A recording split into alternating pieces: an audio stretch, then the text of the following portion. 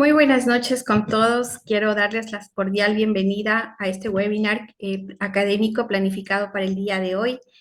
Estamos de la mano en esta noche con el doctor Luis Figueroa Montes. Él es médico, es patólogo clínico, es presidente de la Sociedad Peruana de Patología Clínica, presidente de la Asociación Latinoamericana de Patología Clínica, escritor, investigador, consultor y conferencista internacional.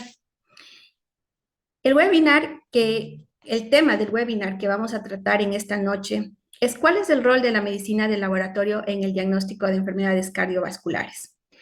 Cada año mueren más personas por enfermedades cardiovasculares que por cualquier otra causa. Más de las 3/4 de estas muertes están relacionadas con cardiopatías y accidentes cerebrovasculares que ocurren en países de ingresos medianos y bajos. Esta noche vamos a compartir estos minutos para hablar de este tema y quiero dar la cordial bienvenida al doctor Figueroa. Muy buenas noches, doctor. Muchas gracias, Jenny, por permitirme estar el día de hoy aquí contigo y compartir con la comunidad de profesionales de medicina de laboratorio que se van a ir incorporando. Muy bien. Como te decía, agradezco la oportunidad que me dan el día de hoy aquí para hablar de este tema. En realidad es un tema bastante amplio. Hablar de las enfermedades cardiovasculares es un tema bastante extenso en realidad. Entonces, es bastante, y hoy día vamos a tratar de dar pues un panorama general, un poco abordando diferentes aspectos en realidad.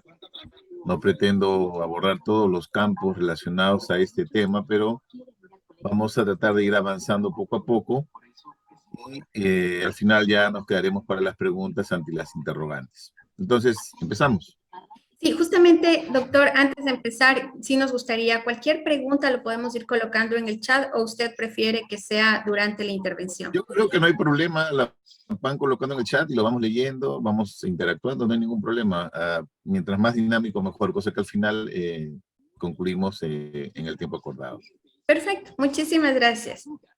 Muy bien, entonces el propósito de esta conferencia es hablar sobre la importancia de las pruebas de laboratorio, en realidad, en el campo de las enfermedades cardiovasculares. En líneas generales, hablar de este tema, como mencioné, es bastante extenso, pero vamos a ir tratando de abordar poco a poco. Bueno, en relación al contenido de esta conferencia, yo no tengo ningún conflicto de interés. Y cuando hablamos de las enfermedades cardiovasculares, básicamente hablamos de las enfermedades crónicas no transmisibles, las enfermedades no transmisibles. Las enfermedades cardiovasculares son parte de las enfermedades no transmisibles. Se calcula que en promedio cada año mueren 41 millones de personas por estas enfermedades, ¿no? Y lamentablemente casi el 60% de estas enfermedades crónicas están vinculadas pues al tabaquismo, al consumo excesivo de alcohol, probablemente al hábito de alimentarse de manera no saludable, al tema de sedentarismo, y se ha agregado hace poco el tema de contaminación ambiental también como un factor de riesgo. Las enfermedades no transmisibles o las enfermedades crónicas, como le llaman, son en realidad todo un desafío para los sistemas de salud, porque en realidad generan un impacto económico tremendo. Y hoy en día, buscar estas enfermedades, detectarlas desde un principio, prevenirlas, es una prioridad mundial, ¿no? En realidad, estas enfermedades han comenzado a aparecer por diferentes transiciones que han se ido dando en relación al tiempo, ¿no? De tal manera que de lo que antes probablemente diezmaba a la población, como eran las enfermedades transmisibles, o ahora, por ejemplo, con el COVID también ha entrado en este grupo de enfermedades, porque era un virus nuevo. Pero en líneas generales, las enfermedades infecciosas, infectocontagiosas, dejaron de ser la principal causa de muerte a pasar a ser estas enfermedades crónicas degenerativas, ¿no? Esto ha debido a un tema de transición demográfica, transición económica, transición epidemiológica, transición inclusive en los servicios de salud, etcétera, han ido haciendo de que esto cambie. Y por ejemplo, podemos ver en este gráfico muy interesante cómo En los años 85, por ejemplo, en el mundo, todavía teníamos casi un 31% de enfermedades infecciosas transmisibles, pero ya para el 2015 eso disminuyó, casi en un 10%. En cada continente el comportamiento casi ha sido similar. Se ha disminuido un poco las enfermedades crónicas, por ejemplo, en Europa, en América. Sin embargo, eso todavía no sucede en África. En África todavía las enfermedades infecciosas, como la tuberculosis, la malaria, el VIH o la polio hace poco, eran todavía enfermedades que todavía prevalecen más en estos continentes. Pero ya en los nuestros, América, por ejemplo, tenemos que las enfermedades no transmisibles pues son la mayoría, cerca del 80%, ¿no? Que son las que prevalecen en nuestra población. El aumento de la esperanza de vida en general ha favorecido a esto, ¿no? Esto ha permitido que las personas vivan más en general por diferentes razones, especialmente porque la medicina probablemente ha permitido el descubrimiento de mejores tratamientos y hacer que las enfermedades puedan ser mejor controladas y monitorizadas. De tal manera que al final tenemos más adultos con enfermedades crónicas y con sus consecuencias, como la discapacidad probablemente, o ingresos constantes a las emergencias, de tal manera que esto impacta pues en los sistemas de salud. Estas enfermedades crónicas en general son complejas, son multifactoriales, ¿no? Eh, una unión de diferentes factores, interacciones relacionadas a la salud, al crecimiento económico y al desarrollo, y esto pues, lo que se conoce hoy como epigenómica, afecta directamente al individuo, a su genoma, a su exoma, y comienzan a generarse cambios que al final se expresan en las enfermedades crónicas. Más del 40% de estas muertes lamentablemente suceden en personas menores de 70 años. Ya cuando hablamos, abordando un poco más, las enfermedades crónicas igual, por ejemplo, 70% de 56 millones de muertes en el mundo en el 2016 fueron por estas enfermedades. Y el impacto económico, como mencioné, es enorme, ¿no? Por ejemplo, se calcula que el impacto entre estos años, del 2010 al 2030, pues es enorme. Y las principales enfermedades crónicas no transmisibles son estas: enfermedades cardiovasculares, diabetes, cáncer, enfermedades respiratorias crónicas, enfermedades de salud mental y otras enfermedades. Hoy en día, en esta conferencia, hoy vamos a hablar sobre las enfermedades cardiovasculares. En ellas nos vamos a enfocar de todo el pool de enfermedades crónicas no transmisibles. En general, las enfermedades crónicas generan un gran impacto en lo que se conoce como carga de enfermedad. Y hay diferentes llamados para tratar de hacer de que los sistemas de salud mejoren. Por ejemplo, fortalecer el sistema de información en los sistemas de salud, hacer que las atenciones sean mejores, ¿no? Un buen gobierno que permita que esto sea ágil, financiamiento suficiente. En esta publicación mencionaban el hecho de tener medicamentos esenciales accesibles, y yo me permití hacer una modificación diciendo que también necesitamos pruebas de laboratorio esenciales para que se consiga este objetivo. Las enfermedades crónicas en general, las enfermedades cardiovasculares, por ejemplo, si comparamos con el año de la década del 90, han subido ya ahora y están probablemente en el primer lugar, igual que el cáncer, dentro de las primeras causas de muerte en el mundo y de discapacidad definitivamente. Un paciente con derrame cerebral y sus consecuencias, un paciente con problemas cardiovasculares, pues son gente que van a terminar con algunos problemas serios en su salud. Y eso impacta obviamente en su capacidad de poder tener una vida normal. Entonces, las enfermedades crónicas, como ven acá en color celeste, actualmente están prácticamente dentro de las top 10 de enfermedades que generan mayor discapacidad y muerte. Muy bien. A todo esto se asume que la presión arterial es un importante factor de riesgo modificable de ataques cardíacos, insuficiencia cardíaca, accidente cerebrovascular, insuficiencia renal y muerte cardiovascular prematura. Y es muy probable que una de las principales causas, digamos, las enfermedades cardiovasculares, subyace por la hipertensión. Los infartos de miocardio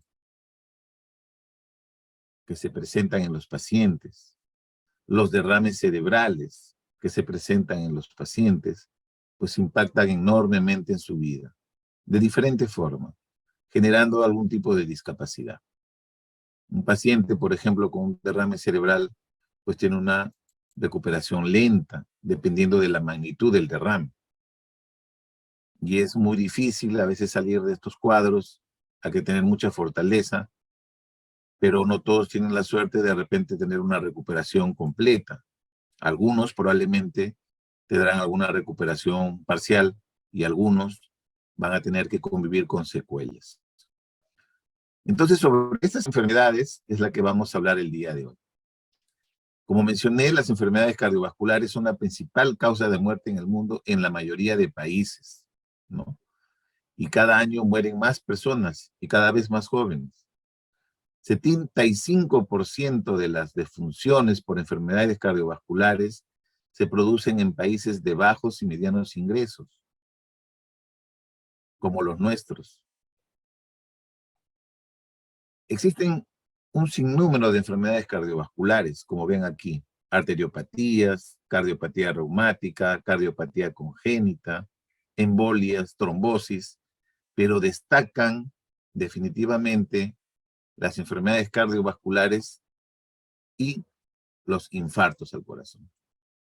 Son las dos patologías que impactan enormemente a los pacientes con enfermedades cardiovasculares.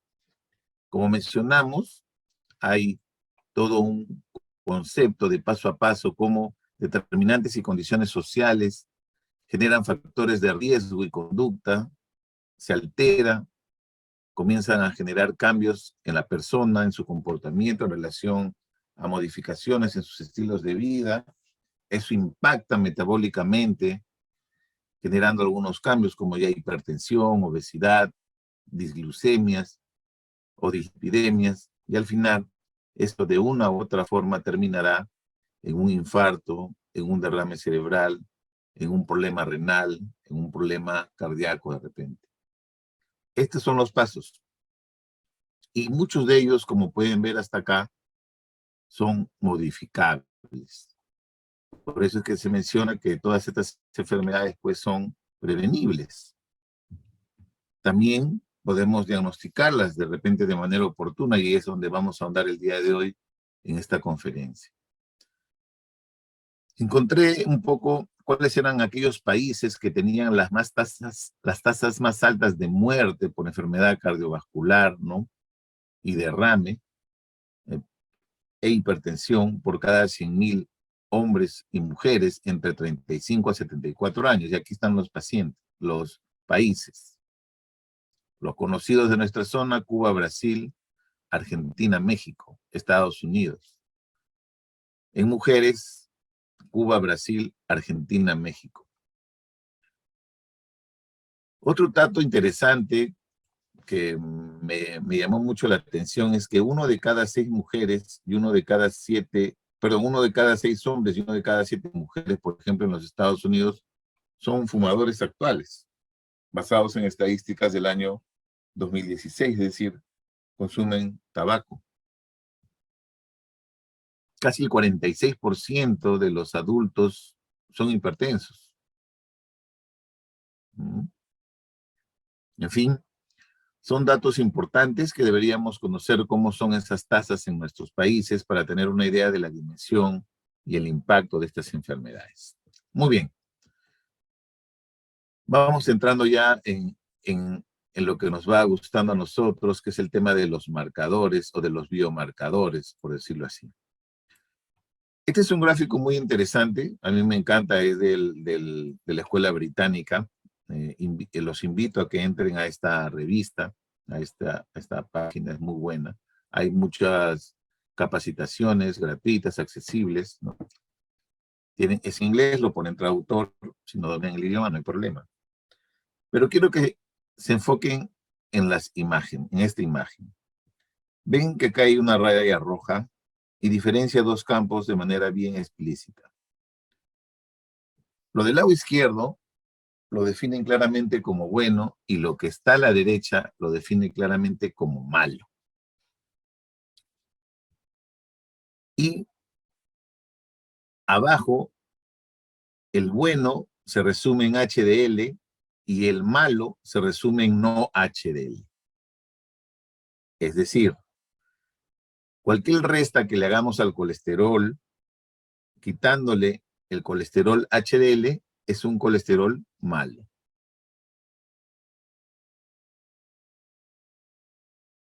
En el colesterol malo van a ver algunas lipoproteínas que conocemos como el LDL, el VLDL, que tradicionalmente lo calculamos en nuestro perfil lipídico. Pero, por ejemplo, no calculamos IDL, tampoco calculamos lipoproteína A, kilomicrones remanentes, o de repente kilomicrones de mayor densidad. No los mencionamos de manera tradicional. Pero si nos damos cuenta y le restamos al colesterol total el colesterol HDL, probablemente sí los vamos a incluir. Quiero que presten atención a esta diapositiva porque es esencial entender que todo lo que no sea HDL es malo. Entonces, básicamente, este colesterol malo le vamos a llamar colesterol aterogénico, porque va a estar vinculado a la aterogénesis, y el colesterol bueno a colesterol no aterogénico. Y el colesterol no aterogénico se resume en HDL y todo lo demás será colesterol aterogénico. Vamos a seguir sobre ese camino. La historia natural, digamos, de un endotelio limpio, sin lesiones, hasta producir un ateroma donde ya va a romperse y va a generar probablemente una obstrucción de esta arteria, de este vaso sanguíneo, con la presencia de plaquetas, lípidos, células, etc. Esta transición desde aquí, que no hay nada, hasta acá, que está dañado, es en promedio 4 décadas, 40 años.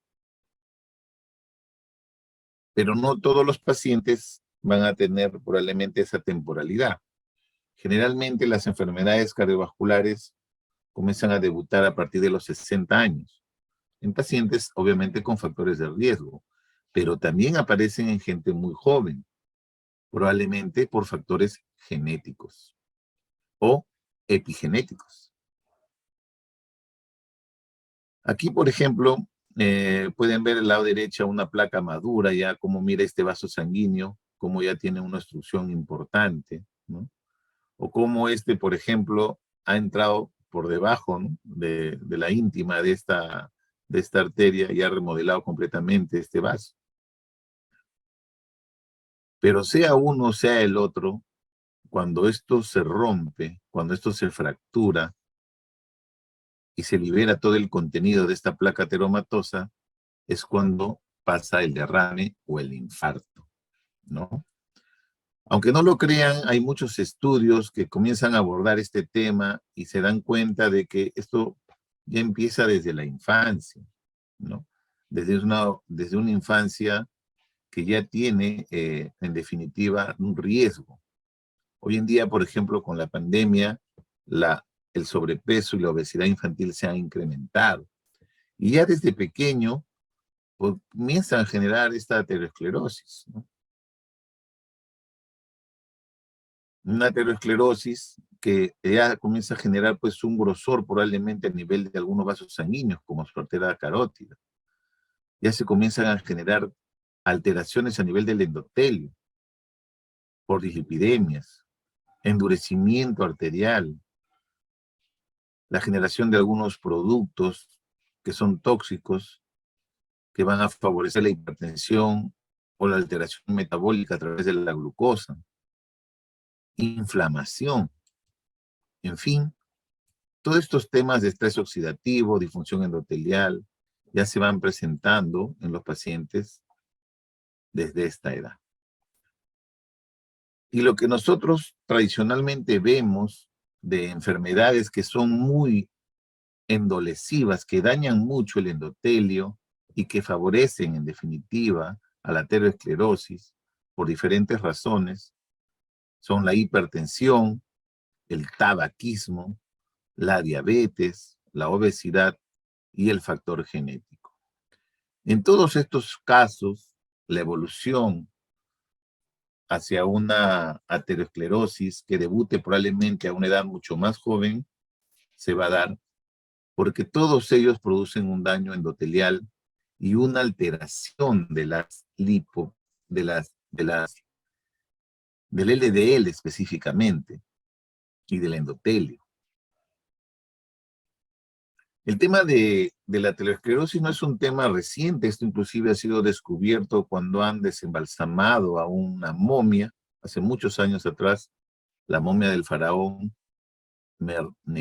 Merneptah, tuvo un reinado, dice, fue en unos 10 años aproximadamente, del 2003, de 1213 a 1203 a.C. Esta momia fue desembalsamada hace mucho tiempo ya en el Cairo. Y aquí en la descripción que hace este doctor, pues menciona que la arteria aorta de este faraón se vio afectada por una enfermedad reumatosa grave, ¿no? Viendo claramente enormes parches calcificados, imagínense. Pero la pregunta es, ¿por qué tenemos que esperar que se genere un evento aterosclerótico? Es decir, ¿por qué tenemos que esperar que se genere un desenlace como un derrame o un infarto? ¿Por qué no tratamos de diagnosticar la aterosclerosis en una etapa precoz, en una etapa, como lo menciona muy bien en este artículo, en una etapa subclínica? Y es que la mayoría de los casos, aquí ya se produce el infarto, el evento, el derrame, y a partir de ahí nos preocupamos con una intervención de prevención secundaria para que no vuelva a repetir un nuevo evento. Pero hasta acá, ¿qué se hizo para tratar de evitar esta progresión de la placa? O de repente biomarcadores en una etapa muy inicial. ¿Cómo se aborda esto? ¿Cómo se está haciendo en la práctica? ¿Cómo lo hacen los sistemas de salud públicos? ¿Qué atendemos? Yo les dejo esas interrogantes para que vean cómo son sus sistemas de salud y cómo están manejando esa terrible enfermedad. Hay estudios como esta, por ejemplo, que utiliza estudios de tomografía de coherencia óptica, en realidad con ecografía inclusive intravascular y resonancia cardiovascular, permiten ya ver desde un inicio cómo se van produciendo estas lesiones dentro de las arterias, ¿no? Acá como ejemplo ya comienza a generarse un grosor, igualmente aquí, igualmente acá, igualmente aquí. Y aquí ya, con estas imágenes, por ejemplo, de tomografía de coherencia óptica, uno podría ya tener una idea que este paciente en algún momento va a seguir evolucionando y podríamos hacer ya alguna intervención, modificando tal vez sus estilos de vida o iniciando de repente tratamientos con estatinas. Y no solamente esto, por ejemplo, la semana pasada publiqué un artículo que habla sobre la concentración de calcio en las arterias coronarias. Ahí les dejo el enlace de repente para que puedan entrar después. O me pueden buscar en LinkedIn. Ligeramente hago mis publicaciones casi todos los viernes. Y acá ya hay muchos estudios que comienzan a buscar la presencia de calcio en las arterias coronarias, ¿no? De una manera oportuna. Por ejemplo, vemos cómo mediante estudios de tomografía, que todavía, por ejemplo, en los sistemas de salud americanos no están incluidos dentro de los estudios tradicionales, ¿no? Se puede ver la concentración de este calcio en las arterias coronarias, ¿no? Lo que le ponen acá como CAC. Y la presencia de calcio en la arteria coronaria nos va dando valores, por ejemplo, límites tanto en hombres como en mujeres, dependiendo inclusive de la raza, como puntos de umbral, y a partir de ahí comenzamos a ver aquellos pacientes que tengan scores altos, pues tienen una alta probabilidad de ya tener algún evento, porque este calcio representa, en definitiva, pues la formación ya de una placa. Y podemos buscarlo. En nuestro país ya hacemos este estudio ya hace algunos años y ya se está incluyendo, por ejemplo, este score de calcio en la arteria coronaria en algunos algoritmos, en algunas clínicas, en especial en el sector privado. Muy bien. Yo les recomiendo que lean este consenso. Este consenso es un consenso muy bueno,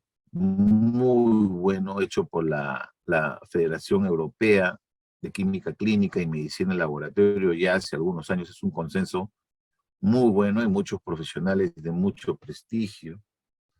El doctor Langois con muchas publicaciones relacionadas al tema de la dislipidemia. También está el doctor Nader Rifai, conocido por el libro del TIEDS, etc.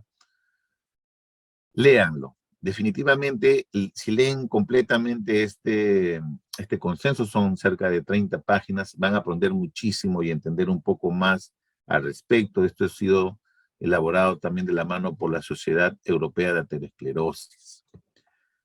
De lo que ya habíamos hablado en antes sobre el colesterol bueno y el colesterol malo, como veamos acá, el colesterol bueno es el HDL, y miren abajo, ya lo van relacionando a la apolipoproteína A. Y cuando hablamos del colesterol malo, que es todo esto, o el colesterol no HDL, hablamos de ApoB. En adición, esta imagen hace una diferenciación bien interesante y grafica de lo que tradicionalmente dosamos como el LDL, todo lo demás lo llama colesterol remanente. Entonces, miren, del colesterol total que nosotros dosamos, podemos obtener ya algunos valores simplemente por utilizar la calculadora. Si tenemos colesterol total y colesterol HDL, tenemos colesterol no HDL. Si tenemos colesterol total y colesterol HLDL, le restamos y aparece colesterol remanente. De esa forma van a comenzar probablemente de manera indirecta al tener una idea de cuántas concentraciones más de otras lipoproteínas como la IDL o la lipoproteína A están en estos pacientes, solamente usando la calculadora.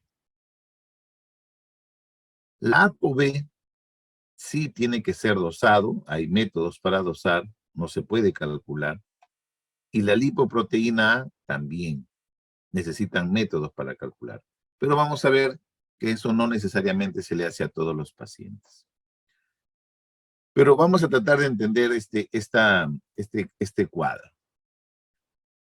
Si nosotros tenemos un paciente, mira, acá en ambos casos tenemos pacientes que tienen la misma cantidad de LDL. La misma cantidad de LDL. Pero no todos tienen la misma cantidad de colesterol remanente. Es decir, este paciente tiene mayor colesterol remanente, este paciente tendrá menor colesterol remanente.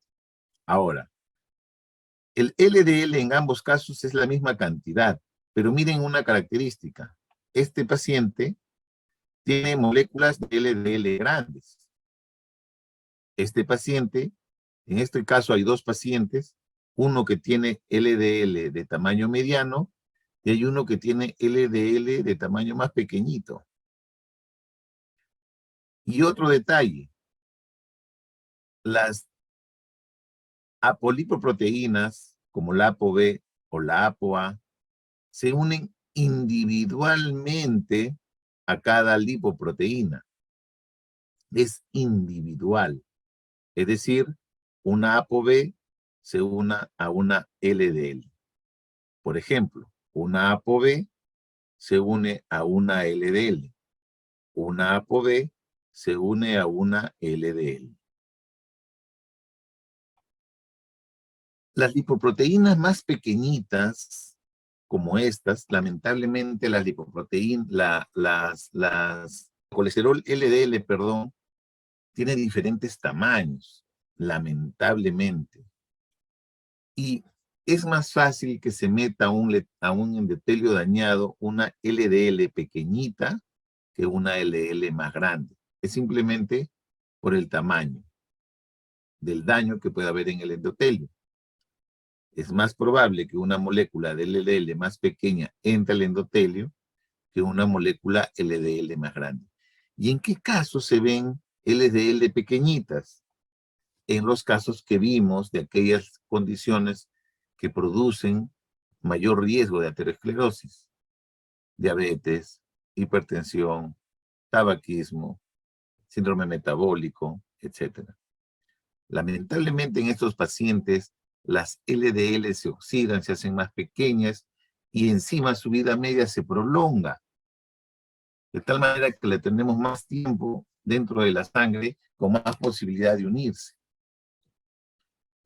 Y como el ApoB se une individualmente, si acá tenemos 6 moléculas, le ponen 0.6. Si acá tenemos 9 moléculas, le ponen 0.9. Y como acá tienen 12 moléculas, le ponen 1.2. Entonces, ¿quién tiene más riesgo cardiovascular? Aquel que tiene mayor ApoB, porque probablemente tendrá un mayor número de lipoproteínas aterogénicas, comparado con aquellos pacientes que tienen menor ApoB, que probablemente tengan lipoproteínas no tan aterogénicas, porque son obviamente menores y más grandes. Cuando ya evaluamos, digamos, el proceso del colesterol LDL, por muchos años se ha usado esta fórmula de Friedewald, hace muchísimos años. Miren, desde el año 72, su primera publicación, ¿no? El problema de esta fórmula es que lamentablemente tiene muchas deficiencias cuando el paciente ya comienza a tener hipertrigliceridemias y comienza a generar ya un sesgo. A mayor cantidad de triglicéridos, la concentración del LDL va a salir menor si lo calculamos. Muchas guías como consensos europeos, inclusive americanos, no recomiendan que de forma tradicional dosemos el LDL a todos los pacientes. Recomiendan que probablemente el perfil lipídico clásico sea colesterol total, triglicéridos y HDL. Pero si los triglicéridos son altos, y el consenso, por ejemplo, que les he mencionado, prácticamente pone un promedio de 200 para arriba, lo ideal ya sería dosarlo. Y la fórmula original recomendaba que cuando los pacientes tuvieran más de 400, recién se debería de dosar y ya no calcular. Eso ya ha ido cambiando en el tiempo, hay muchas publicaciones al respecto, porque también en el tiempo el tratamiento para la dislipidemia se ha ido cambiando y cada vez se han generado nuevos medicamentos. Y los estudios actuales van demostrando otro comportamiento. Hoy en día, por ejemplo, este estudio hace 2 días salió publicado esto en el ACC. Hablan ya de otras fórmulas que se irán viendo en el tiempo, como la de la ecuación de Martin Hopkins o la última que ha sacado el NIH de Samsung. Tienen, digamos, un mejor comportamiento en pacientes con hipertrigliceridemias, ¿no? Entonces es un tema que tenemos que comenzar a tener presente al momento de ver si es que nosotros usamos estos cálculos y no los dosamos. También van a haber muchísimas publicaciones relacionadas al tema del ayuno. Esto me hace acordar mucho a lo que es la prueba de vaciloscopía para beca. Hoy en día tratamos de que los pacientes se acceda a una vaciloscopía, inclusive las 24 horas del día en los laboratorios. Y es por el hecho de que tenemos que capturar al paciente y no esperar de repente que regrese para que deje su muestra, porque de repente ese paciente ya no viene. O igual pasa con la prueba de tolerancia en gestantes. Algunos recomiendan usar la estrategia de 2 pasos o lo que usaban antes como el test de O'Sullivan para que capturemos inmediatamente a la gestante, independientemente del ayuno se le hace. Y algo similar pasa con los pacientes a quienes quieren hacerse un perfil lipídico, ¿no? Hay muchos estudios también que han demostrado que, digamos, la comparación entre ayuno y no ayuno de LDL, HDL y colesterol total casi es mínimo, pero sí impacta en triglicéridos altos. Por eso es que igual en pacientes con hipertrigliceridemias siempre recomiendan el tema del ayuno.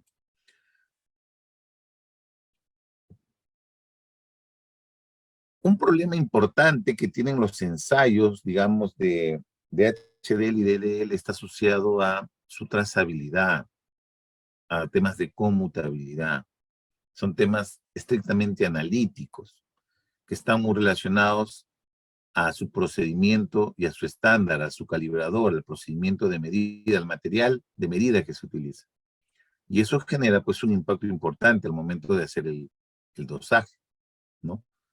Y esto todavía no ha sido aún resuelto por las instituciones. La mayoría de los materiales de referencia que usamos para las dislipidemias son secundarios, ¿no?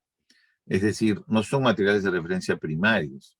Por lo tanto, van a haber algunas dificultades relacionadas a la conmutabilidad de estos materiales de referencia cuando lo procesamos. Aún siguen existiendo reacciones cruzadas inespecíficas, ¿no? Presencia de lipoproteínas atípicas, por ejemplo, que puedan generar un impacto. Y todo esto, pues, se ve especialmente en pacientes con hipertrigliceridemia, pacientes con VLDL altos, pacientes con kilomicrones altos. En todos estos casos, los valores del LDL pueden verse afectados. Y como les mencionaba, hoy en día están comenzando a tomar protagonismo algunos otros componentes que no se van a usar de manera tradicional en un perfil lipídico, pero sí hay que tenerlos presentes. Y es el tema del ApoB, que definitivamente está relacionado a las lipoproteínas aterogénicas. No se unen al HDL. Se unen individualmente a las lipoproteínas no HDL. Pero el colesterol no HDL, que es un colesterol igual aterogénico, pues yo simplemente lo calculo, no necesito una prueba de laboratorio, solamente resto del colesterol total, el colesterol no HDL, ¿no? Entonces, hoy en día diferentes guías comienzan a generarle la utilidad a estas lipoproteínas, a estos nuevos marcadores dentro de los algoritmos, y que hay que comenzar a entenderlos para que de repente podamos tenerlos presentes. En este consenso hacen algunas diferencias importantes de rendimiento analítico, rendimiento clínico, eficacia clínica, costo-efectividad de cada una de estas pruebas. Inclusive el LDL, colesterol no HDL y ApoB incluyen otras. Este test que se llama partículas del LDL busca, digamos, esta variabilidad de las lipoproteínas LDL. Es un método muy particular, muy costoso, de difícil proceso. Se hacen inclusive por resonancia magnética o espectrometría de masa, en realidad inaccesible para nuestras realidades, y muy asociado ya a la medicina personalizada, que en definitiva se hacen en países desarrollados, en algún momento tal vez. Mientras tanto, nosotros tenemos que ir identificando más la utilidad de estos lipoproteínas, como el LDL, el colesterol HDL o el ApoB. Un sistema de salud que en lo personal a mí me gusta mucho, y quizás sea una de las principales razones por qué el Reino Unido, como el British, no se ha unido todavía a la Comunidad Europea, es un sistema de salud. Tienen un gobierno electrónico sanitario muy poderoso. Por ejemplo, en la pandemia han sido y siguen siendo el sistema de salud que más secuenciamiento ha realizado. Tienen tan informatización que han liberado artículos muy interesantes en relación al impacto del COVID y enfermedades muy particulares durante el periodo de la pandemia, etc. Ellos, por ejemplo, tienen programas bien definidos para buscar, en base a los factores de riesgo, estos pacientes, ¿no? Y los van sometiendo a diferentes, digamos, filtros para que tengan una atención oportuna y podamos hacer modificaciones en sus estilos de vida, etcétera, etcétera, y así atenderlos. Muy bien. Entonces, después que ya nosotros hemos dosado, digamos, todos los marcadores, el perfil lipídico, con lo que hayamos podido hacer, es nuestra obligación que en el sistema de salud en el cual estén, los cardiólogos especialmente, o los médicos de atención primaria, o los médicos que estén a cargo de evaluar a los pacientes, tienen que hacer el cálculo de su riesgo cardiovascular. Es decir, los pacientes tienen que tener una evaluación con los resultados, con algunos parámetros de su perfil lipídico, para ver qué riesgo tienen de tener un derrame o un infarto en los próximos 5 o 10 años. Y para eso hay muchas calculadoras de riesgo cardiovascular. Hay muchas. A mí en lo particular me gusta mucho esta, que es del Reino Unido también. Y miren la cantidad de variables. Por ejemplo, un paciente de 51 años, masculino, de otro grupo étnico, no tiene ningún otro factor de riesgo por acá, hay una relación colesterol HDL que, bueno, si hay un dato que ustedes no lo introducen, inclusive la calculadora lo ponen de acuerdo a esa edad, según los algoritmos que ya tiene establecido, presión arterial, altura y peso, etcétera, y te dice, por ejemplo, que el riesgo de sufrir un ataque cardíaco o derrame en los próximos 10 años es del 5%. Es decir, de 100 personas con estos valores, con estos parámetros, tienen 5% de probabilidad de tener un derrame, con un riesgo relativo de 1. En otro ejemplo, un paciente de 65 años, masculino, afroamericano, que fuma, que tiene diabetes, que tiene enfermedad renal, que tiene fibrilación auricular, hipertensión, que usa encima medicamentos antipsicóticos, con una relación colesterol muy alta, a pesar que tiene una presión, digamos, límite, con un peso importante de altura, su riesgo de tener un derrame o un infarto en los próximos 10 años es del 80%, es decir, de 100 pacientes como él, 80 van a tener un derrame o un evento en los próximos 10 años. Las calculadoras son muy similares, solamente que utilizan diferentes parámetros. Hay calculadora del estudio Framingham que se utiliza hace muchos años, hay una calculadora de la OMS o OPS, y hay otras calculadoras que utilizan, por ejemplo, en Europa, en fin. Es cuestión de simplemente que el médico utilice los parámetros y comience a ver y decirle al paciente que la posibilidad de tener un evento es alto o bajo. En adición a ello, se dice de que el principal biomarcador que hoy día se utiliza en realidad para ver estos eventos es el LDL, en definitiva. Eso no está cambiando. El LDL es la prueba de laboratorio que más se utiliza para monitorizar. Sin embargo, cada vez se está comenzando a tener una utilidad del colesterol no HDL, en especial en aquellos pacientes que tienen hipertrigliceridemias. Otro biomarcador importante que está comenzando a tener más protagonismo hoy en día en las diferentes guías es el cálculo de la lipoproteína A. Se ha visto que algunos pacientes, especialmente jóvenes, con debuts de infarto o que tienen antecedentes familiares positivos de enfermedad o tienen estenosis aórtica, etcétera, tienen un número incrementado de esta lipoproteína, ¿no? Entonces, en algunos casos específicos valdría la pena dosarlo, pero ojo, es en algunos casos. De la misma forma, la monitorización, como les he mencionado, al tratamiento, va a ser utilizando el colesterol HDL. Estos valores van incrementándose, o mejor dicho, hay que ir disminuyendo más los valores de colesterol LDL en base al riesgo del paciente. Pacientes que tienen mayor riesgo probablemente van a tener que tener valores mucho más bajos. Pacientes que no tienen tanto riesgo, probablemente se va a poder tolerar valores quizás como objetivo al tratamiento mayores. Es decir, a mayor riesgo, menor valor de LDL, y a menor riesgo, mayor valor de tolerancia para el LDL.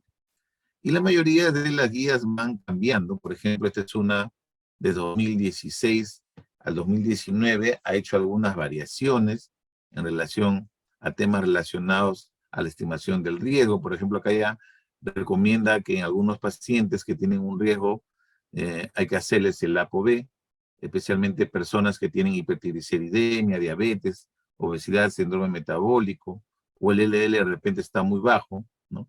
Hay que verlo. Viene el tema ya de cambios al medicamento. Hoy día se utilizan algunos medicamentos ya biológicos, como el ezetimibe, en fin, o los inhibidores del PCSK9, etcétera. Eso ya son manejos clínicos, pero es importante que entiendan que al final se va a seguir utilizando el LDL como uno de los principales test para monitorizar. Secundariamente, probablemente el colesterol no HDL.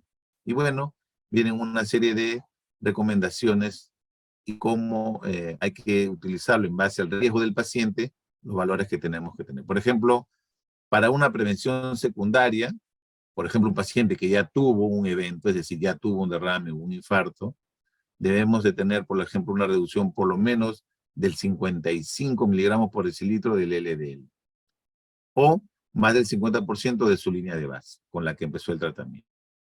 Y así las guías van actualizándose y van cambiando de acuerdo al manejo. Ya estamos terminando y yo les pediría que descarguen este algoritmo bioquímico de Teresa. Ella es española, es una bioquímica, Teresa Robas. Tengo el honor de conocerla, bueno, virtualmente. Estamos trabajando algo en conjunto y yo les recomendaría que lean este algoritmo publicado totalmente gratuito y accesible. Ya lo he hecho de la mano con el doctor David Núñez, ¿ya? La doctora Teresa y el doctor David Núñez han hecho este algoritmo muy dinámico, es un PDF muy accesible y que les va a hacer entender cómo hay que utilizar correctamente un perfil lipídico donde incluyan estos parámetros que les he mencionado durante esta conferencia. De la misma forma, hace poquito se acaba de publicar este artículo muy interesante, ¿no? Ella hace mucha investigación, tiene muchos artículos, y acaban de publicar el uso de SmartLab 2.0 en prevención cardiovascular de dislipidemia heterogénica. La dislipidemia heterogénica es una patología muy particular y que se está asociado especialmente en pacientes diabéticos, y que si un paciente diabético se le identifica esta dislipidemia, tiene un alto riesgo de hacer un infarto o un derrame. Por eso es crucial detectarlo. Es por eso que ellos han utilizado herramientas, digamos, de inteligencia artificial o algoritmos dentro de su software de laboratorio para identificarlos. Han puesto algunos puntos de corte. Por ejemplo, viene el paciente, probable dislipidemia heterogénica, triglicéridos mayor a 150, colesterol HDL menor a 40, o sea, bajo, triglicérido un poco alto, y una relación, miren, LDL-ApoB. Es decir, a todos sus pacientes diabéticos ya puede inferir que les dosa ApoB. Y si a eso le asociamos un marcador como la hemoglobina glicosilada mayor a 9, en base a su búsqueda que ellos hicieron, pues el resultado tiene que salir con un comentario diagnóstico. Y en este caso, probable dislipidemia heterogénica, ¿no? Inclusive con su objetivo terapéutico. ¿Cuál es el valor de LDL que debería tener? Y el paciente en alteración primaria que, por ejemplo, tuviera estos casos, inmediatamente van a mandarlo a un hospital de día de diabetes para tratar de hacerle cumplir estos parámetros. Miren, cómo los valores de laboratorio articulados a un informe generan un impacto enorme en estos pacientes para evitar derrames. Ellos mencionan claramente que las epidemias son frecuentes en pacientes con diabetes y contribuyen a mayor riesgo de eventos y muerte, ¿no? Su genética, estilos de vida, hipertensión, enfermedad renal, obesidad, inflamación, etcétera, son factores importantes de riesgo. De la misma forma, ya cuando ellos han hecho el estudio, a cerca de 900 pacientes les encontraron de dislipidemia heterogénica y les añadieron un comentario. De ellos, se activaron más de 300 alertas analíticas diagnósticas de dislipidemia heterogénica severa y más de 200 pacientes de atención primaria con mal control lipídico y diabético se priorizaron en este hospital de día de diabetes. Es decir, si ellos no hubieran hecho esto, probablemente alguno de estos 200 pacientes hubiera terminado debutando con un derrame o un infarto. Y esto está pasando todos los días delante de nosotros, solamente porque de repente no hacemos un uso o un mejor uso de las herramientas que ya tenemos, como la informática y las pruebas de laboratorio. Entonces, para más o menos resumir, tendríamos el perfil lipídico tradicional y de repente en algunos casos considerar la lipoproteína A o la ApoB. Necesitamos evaluar el riesgo cardiovascular, esto es obligatorio para decirle a ese paciente en sus próximos 5 o 10 años cuál es su riesgo si no ha tenido un evento, y si ya lo tuvo, ya el riesgo no se calcula porque ya lo tuvo, simplemente hay que hacer un control lipídico adecuado, y ahí destaca el LDL, en algunos casos el colesterol no HDL, y en algunos casos también, dependiendo del paciente, tiene antecedentes o no, de lipoproteína A, ver cómo impacta su tratamiento. El tratamiento, aunque no lo crean, del aumento de lipoproteína A es la féresis. Y bueno, la ApoB también ayudaría para ver cómo va evolucionando este paciente. Yo creo que esta es la foto que resume más o menos cuál es el impacto de poder utilizar adecuadamente un perfil lipídico, cómo debemos utilizar las pruebas de laboratorio para establecer claramente un riesgo cardiovascular y el paciente tiene que ser consciente que lo tiene, y después cómo las guías van a definir probablemente el nivel LDL que debamos tener. Muy bien, muchísimas gracias. Esto en realidad ha sido lo que he querido traerles el día de hoy de manera resumida. En realidad es bastante información, pero al menos un resumen. Los invito a que puedan leer mi libro. Si están, bueno, en Ecuador o en otro país de la región, lo pueden descargar por Amazon. Está a $4 por Amazon y lo pueden leer en la biblioteca virtual más grande del mundo, que es Kindle. Si están en el Perú, me pueden buscar. Todavía me quedan algunos ejemplares de mi primer tiraje.